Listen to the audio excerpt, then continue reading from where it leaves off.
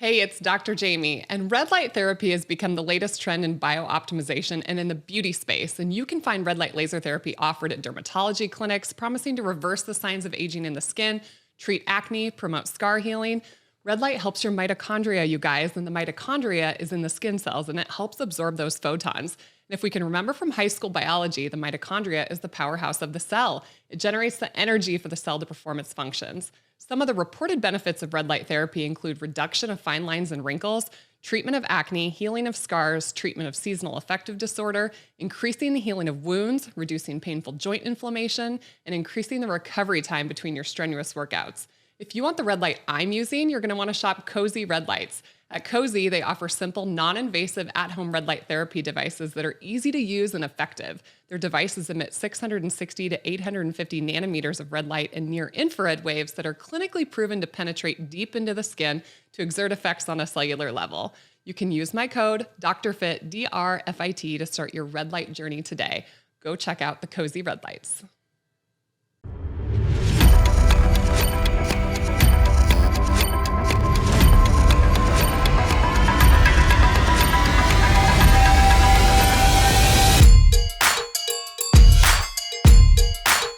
Welcome to the Fit and Fabulous podcast with Dr. Jaime Seaman.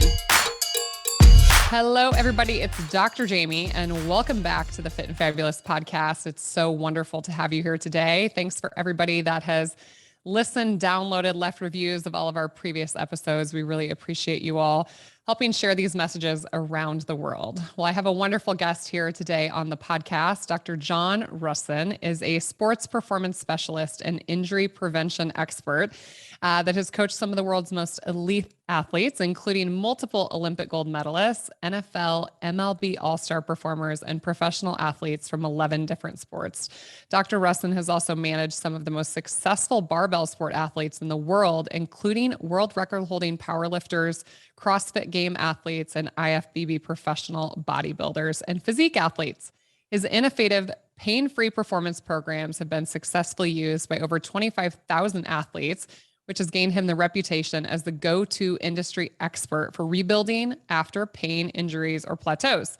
Dr. Rusin is also the founder of the Pain-Free Performance Specialist Certification, PPSC, and has certified over 12,500 plus personal trainers, strength coaches, and rehab pros from across the globe in his methods since 2019. Dr. Rusin, welcome to the Fit and Fabulous podcast. Thanks for having me. Well, that's an impressive list of credentials, and I know you're going to have so much awesome information to share with our listeners today. But tell us a little bit about your background and pathway to this amazing bio.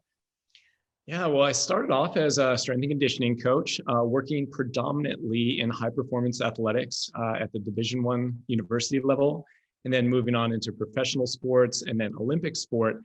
And over the last 6 or 7 years, I've moved away from high-end athletics and moved into general fitness populations and health being our key focus. Over 90% of my clientele today are average people that are looking to live a better, more optimal life and simply focus on their health and longevity via a holistic training model and client management model that we run that really covers all the bases in terms of not only their training, but their lifestyle, their nutrition, and everything in between. So tell me about your interest in kind of like rehab, prehab, injury prevention. Like, why was that such a niche area for you? It wasn't one that was necessarily chosen. I think the path led me to that specialty early on in my career. As I just mentioned, high-end sports performance athletes were my bread and butter. So that made up a vast majority of my client list.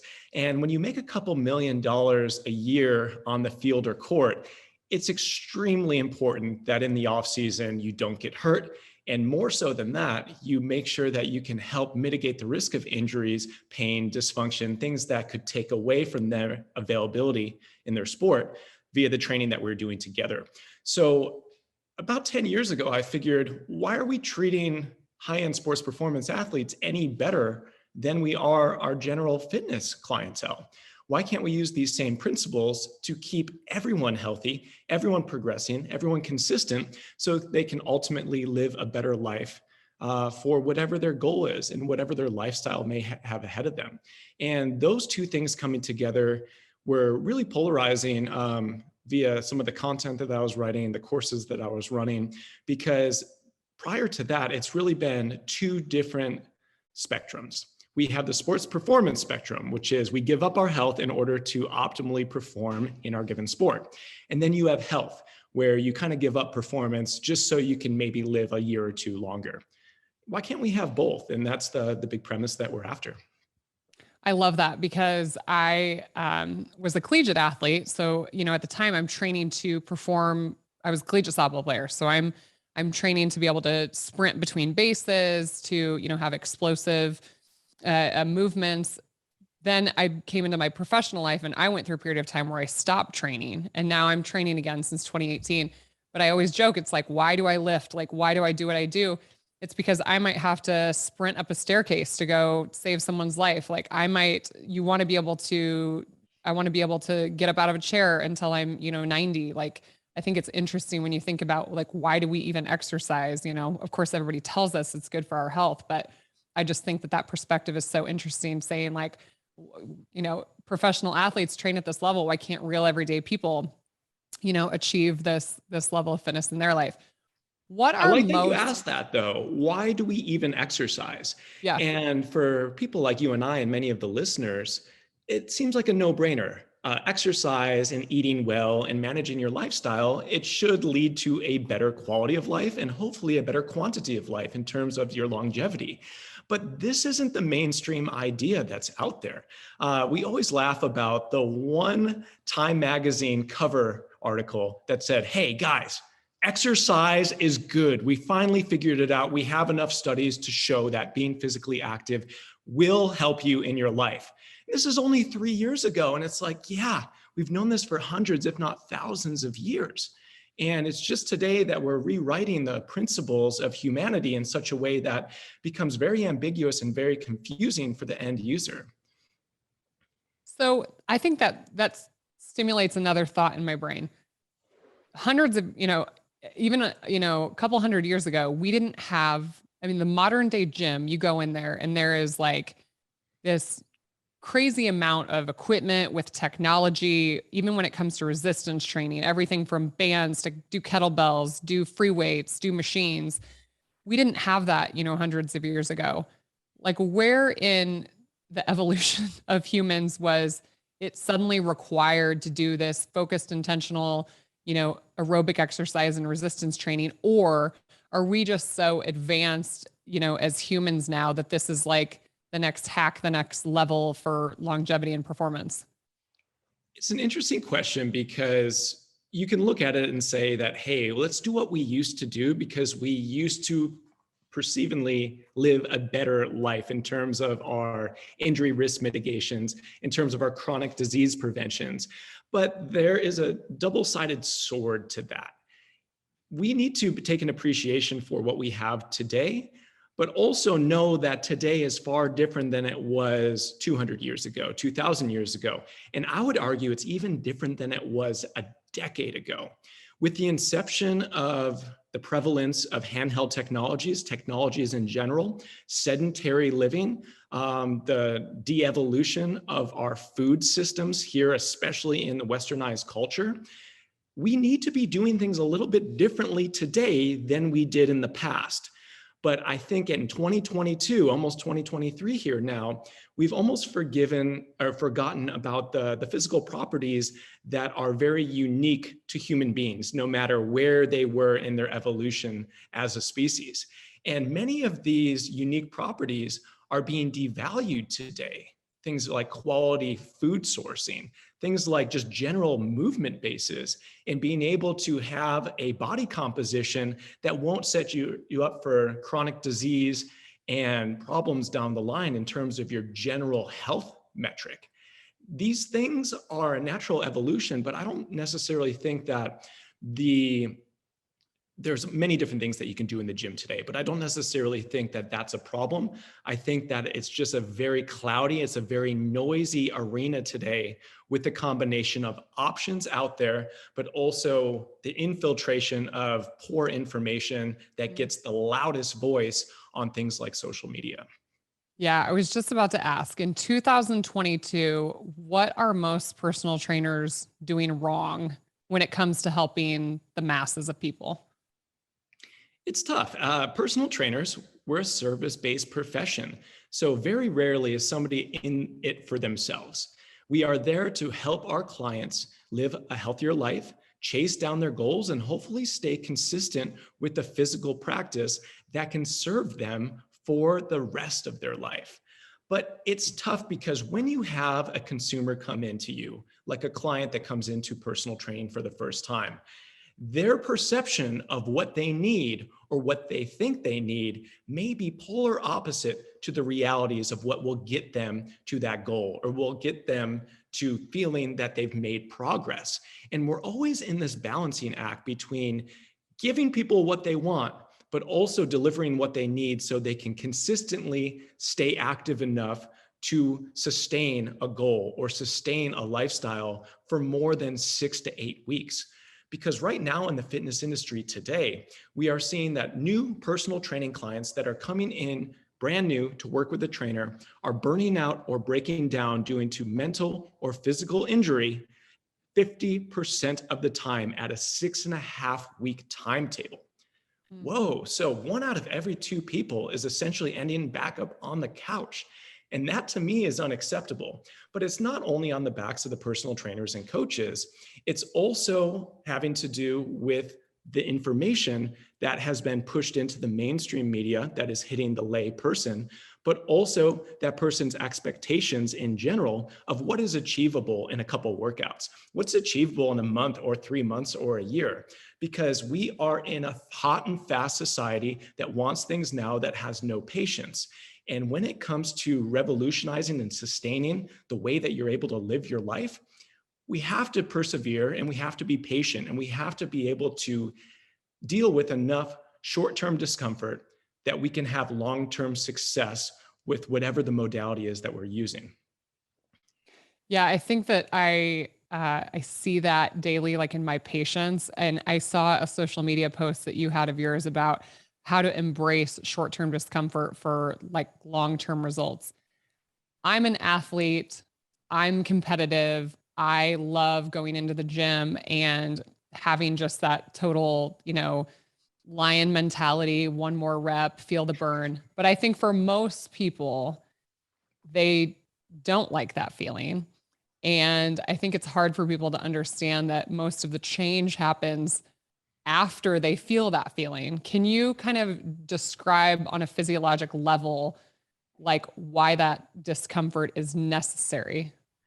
I would argue that it's not a physiological problem. I would argue that it's a biopsychosocial physical problem, and it is maybe a mental resilience problem, because a vast majority of the things that we do in life today are not inherently hard. They're not challenging. And we have become a little bit softer as a society than we want to admit to. And there's nothing wrong with that. But we need to know that when our lives are on the line, when our health is on the line, that not everything's going to be easy. And as cliche as it sounds, if everything was easy, if losing that extra 30 pounds was easy, if getting a little bit stronger so your lower back doesn't hurt, if trying to be able to run a 5K was easy, then everyone would be walking around jacked and sexy and happy with not only their aesthetic, but with their function. But anytime you start anything new, I have a 7-year-old son, and he is building his skill sets across the board in many different arenas. And it's frustrating when you start something for the first time. It's frustrating. It's challenging because we're used to just chalking up those W's on the scoreboard almost every single time we do something. Half the time we do things just to say that we did it and guaranteeing success. But anytime we get out of our comfort zones, they're going to be this time period. And for many people, it's anywhere from about 2 to 6 weeks where they are at risk of giving up. They are knowing very well that it's hard, And they think that maybe it will always be hard. It will always be this difficult to get myself not only to go into the gym, but to actually put enough effort forth consistently to take down the goals that we're after and actually improve a physical metric. And this is normal, but the stronger that we get, the more resilient that we get physically and mentally, the easier the process gets. And from a lifestyle sustainability perspective, when we gain consistency, it's a simple habit formation. If we can gain the habit, we break down those mental barriers enough where the process itself becomes a little bit more easy. It's not ever going to be purely easy, but it's going to be more digestible and it's going to be more able to be consistent because of what we're doing with the confidence, with the skill set, with the empowerment, and with the perceived benefits turning into real benefits that we are manifesting. I've always said that your best selling point as a coach or a personal trainer is to keep your clients or your athletes around long enough so they can see the benefits, they can feel the benefits, and for our clientele today, they can live the benefits every single day. That's such interesting perspectives. So is there, in these first kind of 2, 4, 6 weeks where we're seeing 1 and 2 of these people completely burning out, never coming back, for a 45-year-old woman that's listening, that's very interested in getting into resistance training, but has a lot of these fears, does it just take a level of mental grit, fortitude, tenacity, discipline, or are there ways in incorporating into these programs that are more helpful for achieving that? That is a great question, because this is one of the biggest mistakes that the average person coming into a fitness scenario for the first time will make, that will turn them into a statistic instead of a success story.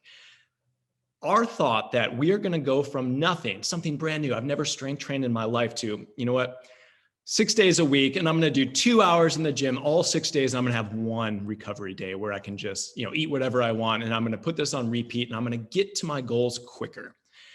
That is this all or nothing based mental approach that really pigeonholes even our best efforts. Today's an interesting time because we've just gotten out of a really tough 3-year period for everyone. I don't care who you are, we've had our challenges. And people are ready to get back in it. They know that this is the time where truly they're in charge of saving their own lives for the next challenge that's ahead of us. And they're ready to go. I know many of our clients, when they're ready to go, they're ready to go. They want to do everything right now. It doesn't matter that they didn't exercise in the last 3 years. It doesn't matter that they've never strength trained. They think that they're Arnold Schwarzenegger in Gold's Gym on Venice Beach, ready to do 10 by 10 for a 3-hour session and then going back in and doing a 2 a day because I am ready. A smart, scalable process that's step by step brings in account and accounts for different training variables in terms of frequency, how many times per week, in terms of load, how heavy of the weights are you using, and also in terms of overall effort. Like, are you absolutely killing yourself, or are you doing something that is not only going to be recoverable, but is going to benefit you in a couple days when you do indeed recover? We need to start slow in order to eventually go fast. And this is not very palpable for the average person out there today. We want to kick our own asses because we do, more times than not, have a little bit of a dysfunctional relationship with what we think it takes to create health, longevity, and performance results in the gym and out. There's been this sexy extreme that has been thrown in front of our faces for 10, 15 years now. The biggest loser effect that they call it. You have to exercise for 5 hours and you have to eat ice cubes if you want to lose weight. This is what I have to do, and I'm not willing to do that. I have a life, I have kids, I have a job, I have all these different considerations to be made. It's not one or the other. It's a process, and it's always going to be a process of your own evolution. So being able to consistently get in for something that you can 110% commit to and sustain. That is something that I think about with our clients and our coaches that go through the PPSC program, is that I'm only interested in teaching you or prescribing you or programming for you something that can 100% be executed, but also can be sustained.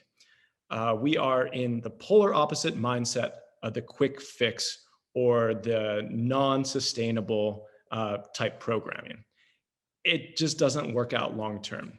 For one outlier or two people that that did it, cool. But for the vast majority of people out there, it's like anything else. We need a scaled approach. We need a graded approach so it can sustain and you can gain those things that we talked about before: confidence, consistency, and empowerment from what you're doing. I love that. And as a doctor, I'm very interested in PTs that can get people to do this for long periods of time, because I just had a patient in my clinic the other day. She was in bodybuilding for a while, got burnt out there, went and did CrossFit, got a shoulder injury, got burned out there, went and did kickboxing, just wasn't seeing the body composition changes she wanted. So she's like, this isn't working. So she stopped that. And she just kind of said, yeah, I've worked out for 40 years of my life, so I'm just going to take some time off. And so I think that, finding ways to sustain long-term is important for these people. So, we have a crisis in medicine. 88% of the country has metabolic disease. There's loads of people with obesity. But when you look at social media, you just see these like ripped, shredded people, which is like 1% of like what we really have out there. And I'm sure there's been a shift for you working with high-level athletes, going to working with average Joes and Janes, that have full-time jobs and have kids and have all these other, barriers. How can personal trainers be? I mean, I live in a fairy tale land where I think every doctor's office should be attached to a gym, but that's not how all doctors think. How could personal trainers be more involved in preventative healthcare? In my opinion, personal trainers and coaches, we are the front lines of proactive preventative healthcare. And we don't necessarily get the respect that we need in order to move forward on that premise. And it's partly due to the medical model. It's not ideal, as we know, but it's also part due to what is perceived a personal trainer looks like, does for a living, or has an impact on their clients' lives. Because again, that loud microphone on social media and in mainstream media, it shows us the 1% that makes you embarrassed to even call yourself a personal trainer or a coach. You grimace at some of the stuff that you see and you say, man, hundreds of thousands, if not millions of people think that our profession's a joke. But the reason, in my opinion, that we have the best likelihood to be in that front line of proactive preventative healthcare is due to two different factors. We have the frequency per week to make market impact on our clients. You think about just the time that we spend with clients. The average client will train in America with a personal trainer 1.8 to 2.2 times per week. That's multiple hours a week. That's not only about the training session, but it's about all of those holistic health tips and variables that we can start addressing, whether it be nutrition, whether it be lifestyle, whether it be sleep, whether it be stress, whether it just be a friend talking and being able to confide in somebody that may be the only person that they get to interact with that day. So the time, those compound into a huge amount of responsibility, but a whole lot of opportunity as well. And then the second place is that when we are doing physically active things, I would say that physically hard things, there is something that unlocks in people's psyches that you see sometimes the best in people, oftentimes the worst in people, but you see a change in their demeanor from them walking through the door out of their car, coming into the gym, them in the session, in the battle, and then them after the session. And it's almost like three different people. And this is very interesting because many of us live our lives just kind of on the same even keel. Never get challenged, but never get too stressed. And we're able to just live our lives on auto repeat mode. The gym breaks that cycle and it challenges you in different ways that has a translation into many different facets of your life and your mental health. And I think that the combination between the frequency and the duration of physical health and those hard things that people have to do with their mental health and being able to rise up to a challenge gives us a huge amount of responsibility when it comes to trying to protect the health of our clients, because they're there for a reason. They might think that they're there to lose the pouch on their stomach, or they're there to bench bigger weight, but ultimately they have a deeper reason why they chose the path into your service that day at that time. And we have the time to unlock that why and build upon it to try to strengthen something that is strong enough to persevere against the hard times, persevere against the struggles that people may have in their schedules or unpredictable things happening. We want to get as close to as automatic with our lifestyle and fitness and exercise and training being part of that lifestyle as possible, because only that client can be the ultimate determiner of where they go for the rest of their life. We have the biggest impact on how to guide them through that process and put them on a path that is very hard to get off of. Yeah, I think that's such interesting perspective. When I think about like why we do anything as humans, I truly believe it's because we all want to be happy. We go after careers because we think that will make us happy. We go after relationships with people because we think that will make us happy. We go after financial things. We want a six pack because we think that will make us happy. When it's never the end result, it's like the day in and day out activity of that. So like, I think that you have to, fall in love with the idea of just embracing the physical amazing things that your body can do. And I hope that that's what people eventually, discover, as they start really getting in the gym and places like that. So let's talk about an effective workout, because there might be somebody listening, maybe they can't afford a personal trainer or something along those lines. Let's talk about, you talk on your social media about the 5 elements needed for every single workout. The first one being like prehab injury prevention, which is an area that you obviously have worked in a long time. Talk about what that looks like for the average person. It's simple today. It's that you have some sort of physical practice that's goal is to try to make you feel better and hopefully bring up some weak links so you can put yourself in the best possible position to stay pain and injury free. For us, that looks like a simple dynamic warm-up. One of our goal tenets in the pain-free performance specialist certification is that you never skip a warm-up. Because today, I see this all the time. I train at a bunch of different gyms, commercial gyms we consult, and I see average people coming in, they'll go right into something super intense. And you're like, it's probably not the best bet. On the opposite side, you see somebody that never actually trains. They sit over in the corner and they're stretching and they're foam rolling for an entire hour, and then they get back in their car and talk, okay. They never elicited that training effect. But in terms of injury prevention or injury risk mitigation, better said, we need to be able to have a more holistic overall approach to using the tools that maybe aren't as sexy as something like an Aerodyne sprint or battle ropes or something awesome like that, but things that will compound over time, especially if you're doing them multiple times a week, in order to have you looking, feeling, and functioning your best.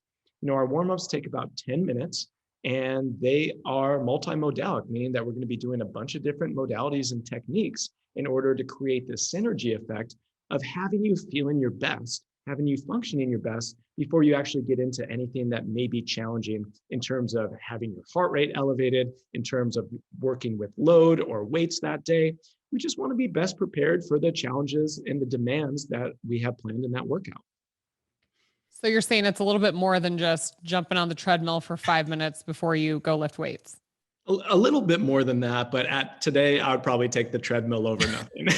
Better, something's better than nothing. Is stretching necessary prior to a resistance training workout? And then answer the same question about after a workout.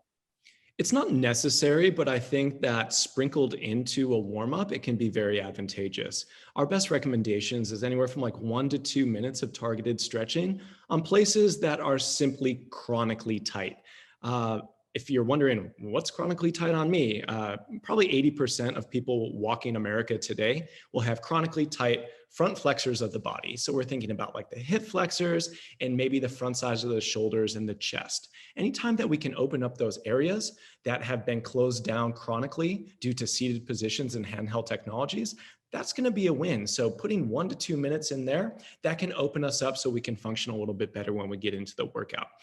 To the second question, there are some benefits, especially if your goals are to be a little bit more mobile, be more flexible, move a little bit better, into using maybe 3 to 5 minutes of more static long hold based stretching after your workout. This is an established science that we've known for 40 years. We have research paper after research paper showing the benefits of post-workout stretching.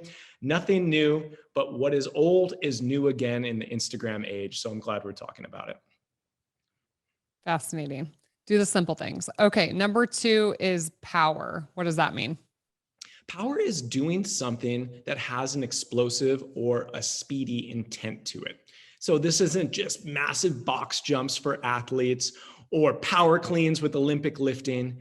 This could be anything that has your body moving fast.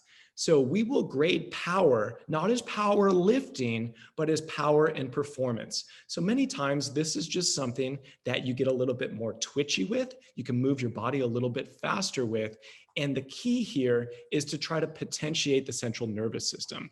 One of the first physical characteristics that is lost due to normalized aging, I love that term, normalized aging, it doesn't have to be, but one of them is going to be power. Power is the first one that is lost. And we think about as we age, as we get into different demographics, there's different risk factors associated with these, falls being a huge one.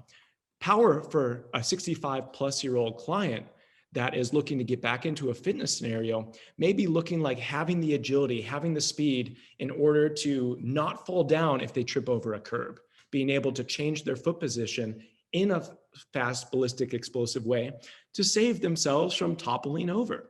Power can mean a lot of different things to a lot of different clientele based on their specific needs and their specific goals. But it's a characteristic that really doesn't get a whole lot of love in today's mainstream fitness industry. So I work as a gynecologist, but I have a degree in nutrition and exercise science. So my understanding is as people age, like my menopausal patients, they get a higher percentage of these slow twitch muscle fibers and less of these fast twitch. So is this helping with like retention of fast twitch? Can you grow those at an older age, or is that where this power is helpful essentially?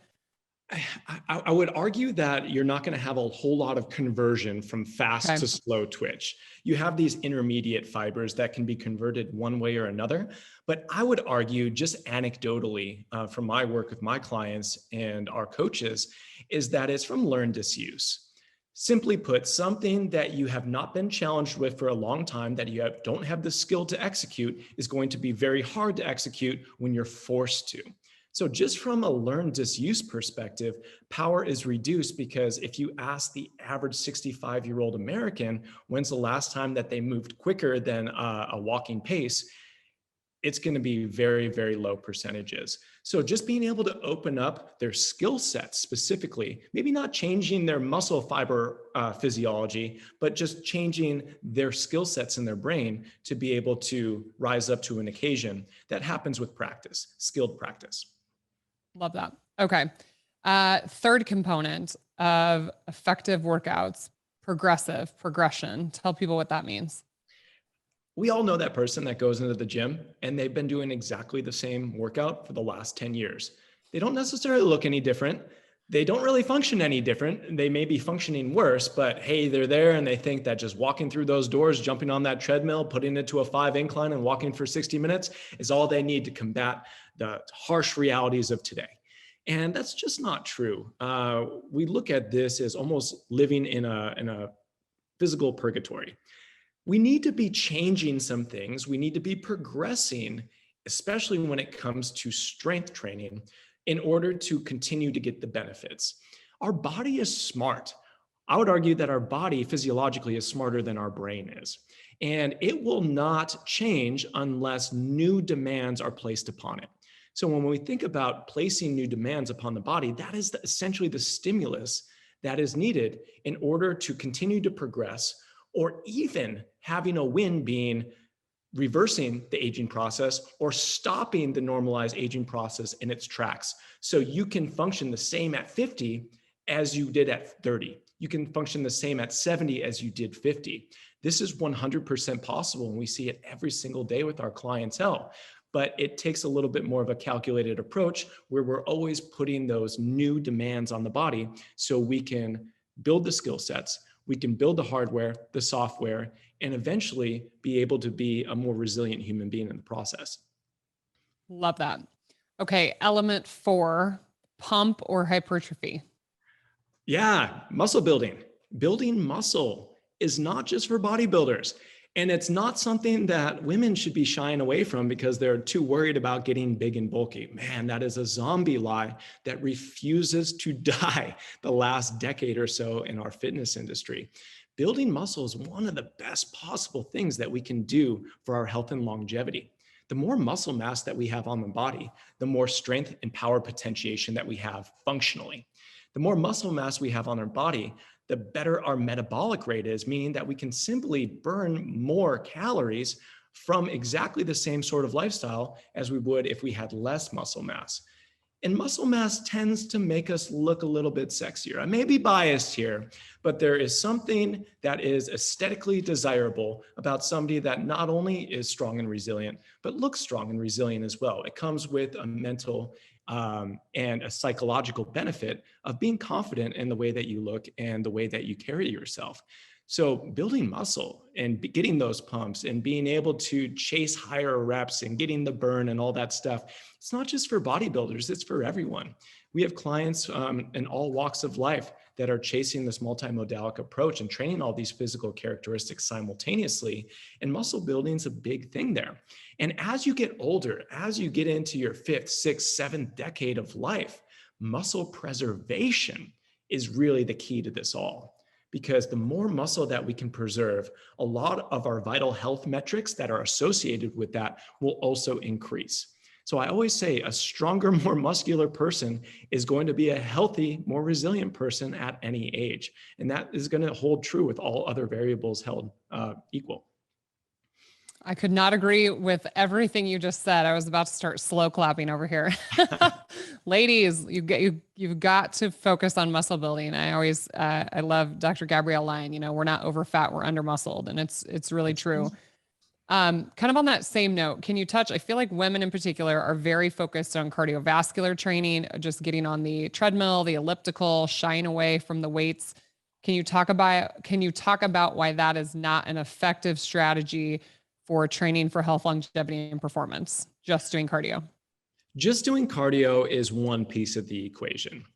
And it tends to be the piece of the equation that certain demographics tend to focus on, older populations and female populations being the most prevalent. And the reason being is that when you're doing cardio, like you're sweating a lot and your heart rate's up and you feel like it's hard, there's some benefit to that. It's like, okay, like it's hard, I'm sweating. If you ask the average person why they go to the gym, over 65% will say just to get a sweat. Okay, so they're achieving that, but they will only achieve so much for so long if their goal is to, again, be a healthier version of themselves or extend their health and longevity. So looking at cardio, it's one of these things that is very hard to break a notorious cardio bunny from their habits.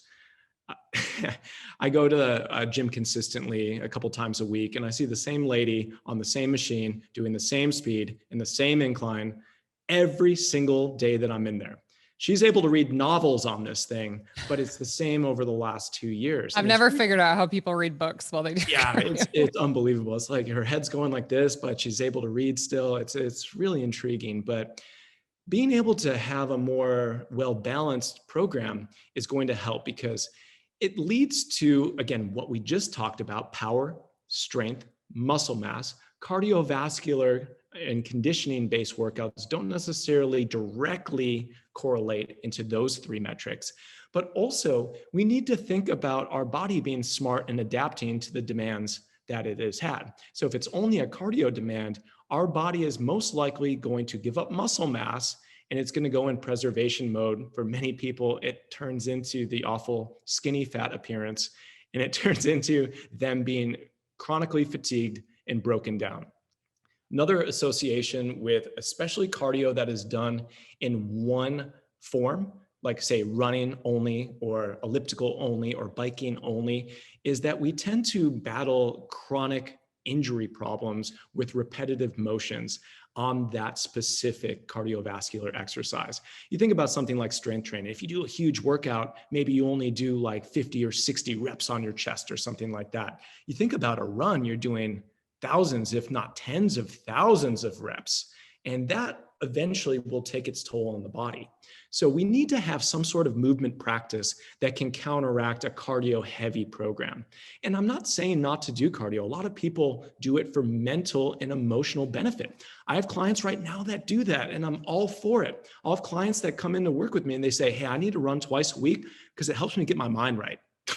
I'm not one to take that away from them, but I will supplement in things that can counteract the possible negative effects of doing too much of that. So anytime that we can well balance our physical approach, it's going to be a more optimal approach for health and longevity, simply put. But doing too much and not progressing, even if it is cardio, is usually recipe for those burnouts, or if something does change in the lifestyle, that's what they've been dependent on. They've been dependent on burning those 600 to 800 calories every single day, no matter what. Something changes, they lose the ability to do that 7 days a week, and the nutrition or their lifestyle doesn't change. This is where we tend to see the skinny fat turn into overweight and obesity rates increasing. And that's a real thing. Burning out and ending up without a physical practice, especially if other lifestyle habits don't change, that's not going to be ideal for being able to put yourself in a good position for life. Yeah, I can totally resonate with that. After I got through medical school, I had 3 children and I thought, I just want to get my body back. So I signed up for a couple half marathons, bought a treadmill and put it in my living room because that was like all I had time for. And yeah, my body composition was like still the worst it had ever been. And I ran a half marathon in under 2 hours. So I mean, the weights are absolutely necessary if you want that recomposition. So the 5th component is metabolic conditioning. What does that mean? Yeah. So taking cardio and taking it one step further, metabolic conditioning is essentially training your heart as the key muscle that is going to be trained, but training it in such a way that is polarizing in terms of heart rates. Conditioning can simply be defined as elevating your heart rate up really high and then bringing it back down and into a recoverable state, and doing that on repeat. There are many different forms of metabolic conditioning, but some of my favorite forms are a little bit more functional. Things like being able to push a sled or carry weights or doing something that has load demands on the body, as opposed to just like spinning your bike really fast and then resting. There are 100% benefits to doing more traditional cardio conditioning, but there's also benefits when you take into account that what is the muscle you're training with conditioning. You're training the thing in your chest. The thing in your chest is vital for our function. It's vital for our health. And it's, of course, vital for our life by definition. So not discounting the importance of that and giving your heart a lot of different types of stimuli simply makes it a more well-rounded approach to your training. Being able to train cardio for 10 plus minutes at a time at a more steady state heart rate, or trying to train conditioning where your heart rate's going up and down. There are different physiological factors and rebound effects that we can have from both of those different modalities. One may not be superior to the other. I think co-managing both of those things simultaneously will ultimately lead to the best result. I love that. I love that. Okay, let's talk about one of the most polarizing things in the exercise world, and that's nutrition. And you go to social media and it's everything from vegan diets to carnivore diets and everything in between. We could have the whole podcast talking about this, but talk about maybe just some of the foundational things from a nutrition perspective when it comes to training for health, longevity, and performance. This is a really interesting topic, and I don't pretend to be a registered dietitian or even a nutritionist at that. But I am a coach that works with clients in the real world that need healthy habits to fuel their nutrition so they can get the results that they're after, especially if they're working hard in the gym. There's nothing more frustrating than somebody out eating their training. And they're training hard, they're working hard, they're feeling empowered physically, and they're seeing either their body composition go to shit, or they're seeing that scale move up when the goal was for it to move down. Not that the scale is everything, but just an example. But really, nutrition comes down to adherence. Nutrition comes down to lifestyle sustainability, and ultimately, nutrition comes down to being able to match what is going in with essentially the goal of what you are putting out in terms of your performance or in terms of your physical activity itself. So we need to mix and match all these different variables together. But best practices are very, very simple in terms of the established principles of nutrition, or successful nutrition at that. We need to know calorie balance. It's not as easy as just calories in versus calories out, and you're going to be super ripped and awesome looking, but we need to have this as a baseline for what is happening. Many of our clients, we ask them to do food tracking for 3 days.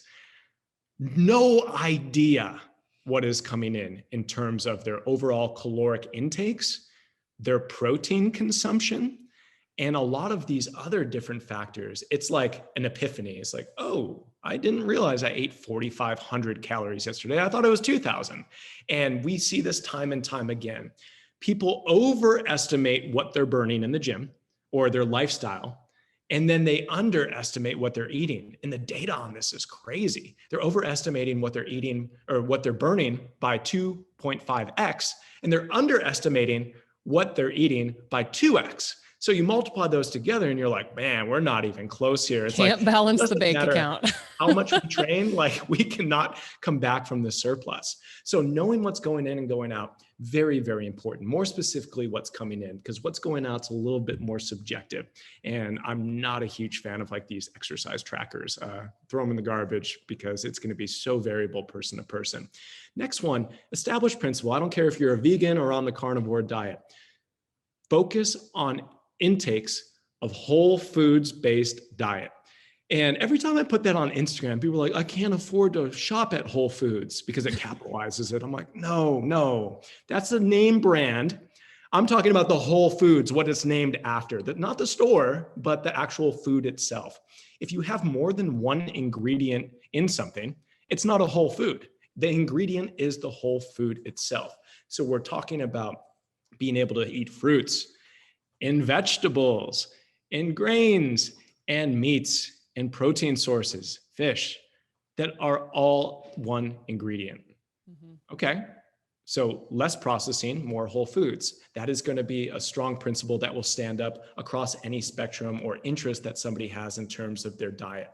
And then finally, consistency with the 1 and 2 that we just talked about. Just because you had 3 to 5 or 6 or 2 weeks of really good days, you can't nullify this stuff by going out and overeating or binging or not tracking or going off the effing rails on the weekends or in a party or something like that. Overall matters. We are the sum of everything that goes in. So this is tough for people to conceptualize because it's like, oh, I had 6 good days. And if I have 1 bad day, I'm still in a 5 good day surplus. Like it doesn't work that way. And as much as we'd all want it to, there are ways in order to have a more holistic approach of how we actually live our lives, have enjoyable meals, go out, have a drink or two, and be able to still make progress. But that is going to be predicated on having control of your intakes and also having control of your food qualities. You know better than many, the food quality argument, it really has to do with our overall inflammation in our body and then the hormone response to the foods that we're eating. We can't discount those 2 things, even though that might be the popular thing to say in today's industry. Yeah.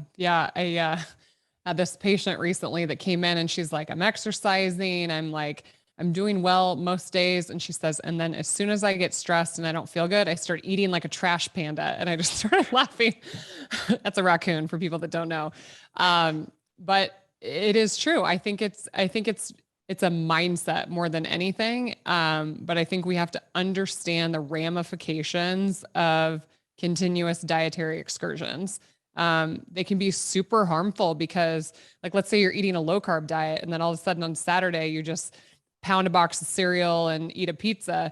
There's major metabolic consequences that come with dietary excursions like that. And so, yes, I'm, all about moderation, have one thing, one time, a couple bites or whatever it is, but you really have to think about what's most important, long-term for you.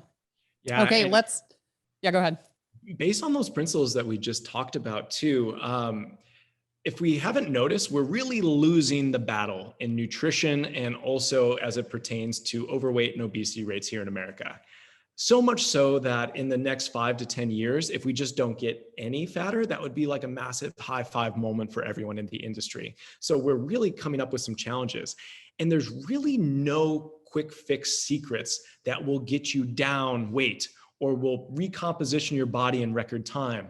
It always falls back on the foundational principles of lifestyle. And if we can't address the foundational principles of lifestyle, then we're really just setting ourselves up for maybe gain and then loss later on.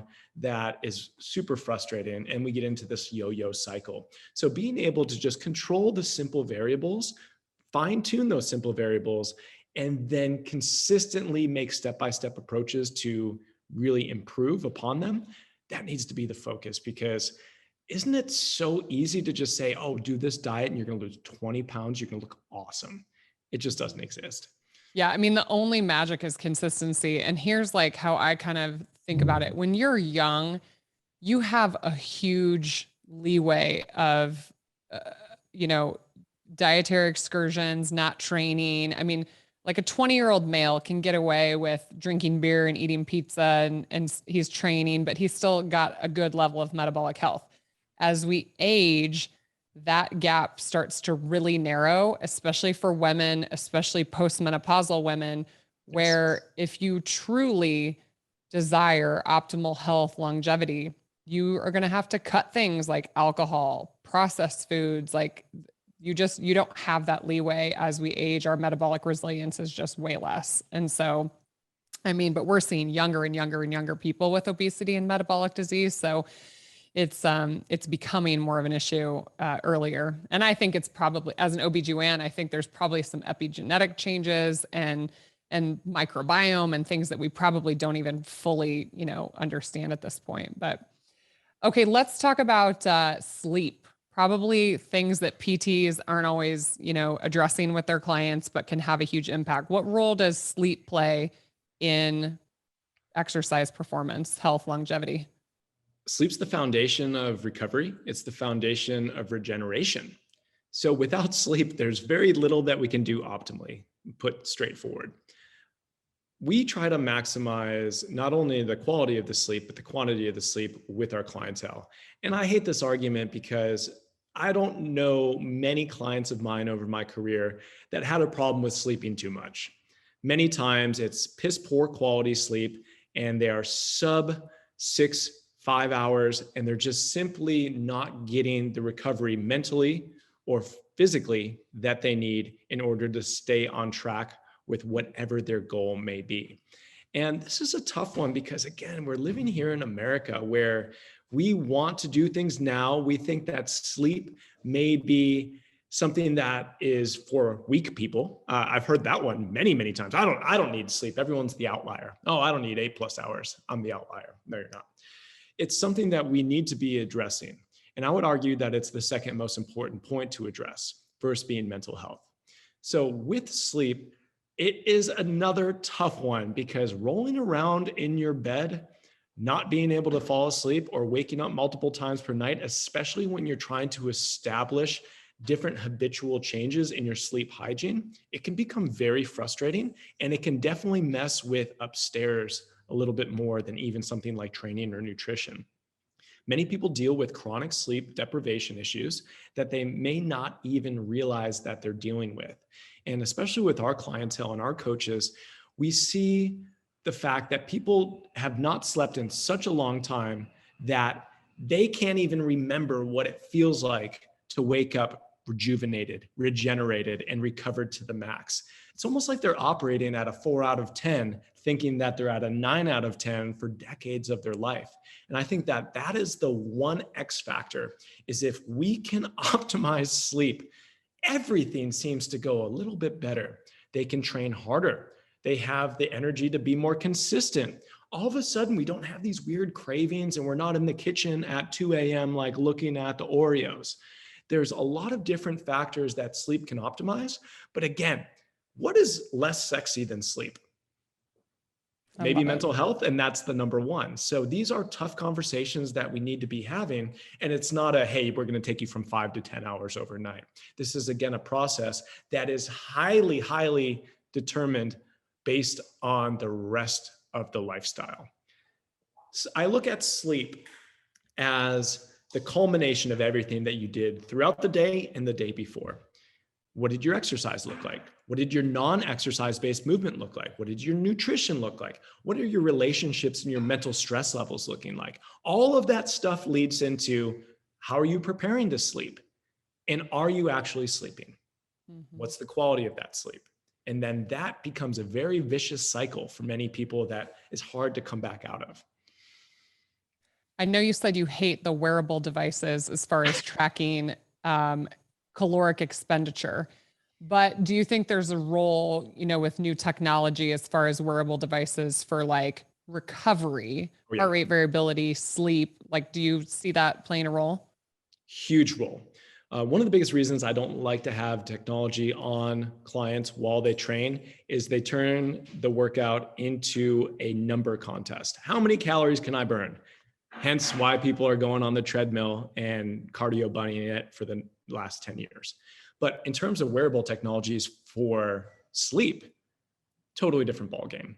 HRV is a great one. We've used HRV almost 10 years at this point in time. I'm not currently using it. My sleep's pretty good personally, but we have clientele that really like it. I have some of my staff and coaches that swear by it because they need it. They're living some stressful lives out there. And I think just being able to track and being able to have the conversation about, here's the data, and here's where the lifestyle that we just talked about that happened the day before, here's maybe where I can make some adjustments so I can get this number up. And it's big, it's not everything, but I think that putting an objective number on something as subjective as you sleeping is only going to benefit. I love it. Okay, last topic, recovery from injury. Let's say somebody has a sprain strain injury. What I see a lot of people do is just stop going, like rest it. Can you talk about how you work out after an injury? And then can you touch on any other modalities that you think are helpful, like ice, heat, TENS units, red light? Like what are like the biggest things you recommend? Well, this is a great last question, because the best way to recover from pain or injury is to dial in your training, as we talked about, to dial in the nutrition, as we talked about, to make sure that you're sleeping, as we just talked about, but also to be able to have a more empowering based mindset of going into the gym, even if you're hurt, even if you're coming off of an injury. The worst thing that we could possibly do after pain or injury is nothing at all. And that is called the deactivation model. And the deactivation model is highly prevalent in today's medical model. You go to see your general physician and they're not versed on orthopedic injury. Okay, that's totally fair. But the number one recommendation that they'll give is take a couple weeks off and see how it feels. Rest. Maybe rice it up. Let's elevate it. Let's ice it. Let's compress it. Just don't do anything. And let's just magically see if it gets better. And many times it does magically get better. But the thing that we're not accounting for is the re-aggravation and the re-injury rates, especially if we're using this deactivation model. Sitting around and doing nothing does nothing for our physical health. It definitely doesn't do anything for our mental health. And the biggest risk factor for me in the deactivation model is that we lose our ability to stay consistent. As you said, consistency is king. Nothing can trump consistency. So breaking our habitual cycles is going to be the number one risk for that. In terms of trying to get back into the gym or returning to the gym even days after injury, we need to be focusing on what we can do and really just discounting what we can't do. If you can't do X, do Y. If you can't do Y, do Z. There has to be different options, because ultimately the goal will be to stay consistent with your exercise practice, no matter what it may be. Pain and return to train is one of my specialties, and trying to get in There's nothing better than getting somebody that thinks that they can't do anything or they're not physically capable of doing one thing and having them do things that we know that they can do, especially when it's not even close to re-aggravating or re-injuring the site. This can be a huge mental win for people when they really need it. Because if you've ever been hurt before, it sucks. Like, it sucks. It's the worst. And, physical therapists have one of the toughest jobs in this world because you are essentially seeing people on their worst day. You're seeing people on their worst day and they're making them do things that they're likely told not to do, which is move the thing. And this is a tough profession. And it's not just the physical therapy, it's just those average aches and pains out there that can derail even some of the strongest exercise practices out there. In terms of trying to expedite the recovery process, I recommend if something feels good to the person, use it. There's no hard and fast science that says like, okay, use this protocol of ice versus heat and you are magically going to regenerate at 3x the time. It's not that way. But for many people, it's going to be feeling good enough in order to have the confidence to return to a physical practice. And I'm for anything. I'm a big proponent of using heat, using ice, using breathing protocols, being able to take our physiology and put it into our own control as opposed to the pain response, which can be very, very harsh in many people. We need to get out of that sympathetic drive, that fight or flight, I'm in pain mode, and get back into the rest and recover and regenerate mode. And anything that people can gravitate towards that doesn't inherently put them in a worse position to recover, I'm all for it, because everyone's going to have a little bit of a different stimulus. They're going to have a different response to that stimulus. So the sky's the limit. And I hate to say it, but sometimes placebo is very, very powerful as well, especially if it's not doing any harm. Somebody being able to be confident again is key.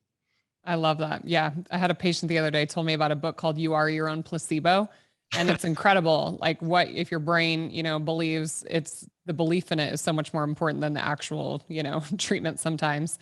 Thankfully I've never had any major injuries, even as a, collegiate athlete. But one of the worst injuries I had is a couple of years ago, I tore one of my rectus muscles doing like a frog jump, like where you extend your core. I literally ripped a rectus muscle, like it balled up, like you can see it.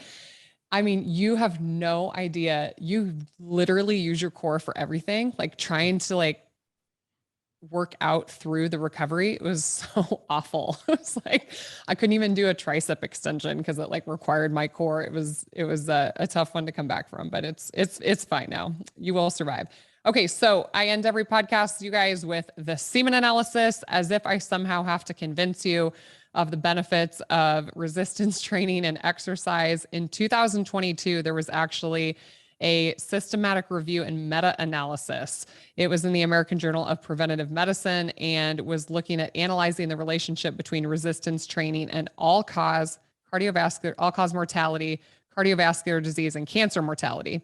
So they looked through all these studies and basically concluded that the strongest evidence to date that resistance training is associated with reduced risk of all-cause cardiovascular and cancer mortality. I mean, it's not like there's absolutely unequivocally, everybody agrees on this, that you need to resistance train, you need to exercise. Because we are different these days. We are very sedentary. You can literally order food from your phone and it shows up at your front door. You don't even have to look on a map now to figure out where to go. Your phone just tells you how to get there. And don't fall to all the ease and convenience of technology these days. Your body was made to do physically difficult things. And it's not just about your muscles. It's about engaging your brain and making you feel good. And come on, nobody exercises alone. It's about connecting with other people at the gym and finding your community and finding your tribe. So Dr. Rusin, thank you for all of your expertise today. I know everybody got some little pearl out of all of that. Can you tell people how to find you, how they can maybe work with you, your social media and things like that? Absolutely. Our main hub is drjohnrusin.com. My social media, I'm biggest on Instagram at Dr. John Rusin. And you can also find me on Facebook at Dr. John Rusin. And yes, I say amen to the last study. The semen analysis is spot on. The only way to exercise get and people to strength listen. training. I love it. I love it. Well, thank you. And thank you all for listening. Have a great day. Did you guys love that last episode of the Fit and Fabulous podcast? Well, of course you did. And I want to keep bringing you the most amazing content from the most incredible people. And you can help me by subscribing to the Dr. Fit and Fabulous channel. You guys know where the button is. Just click it. It's the doctor's orders.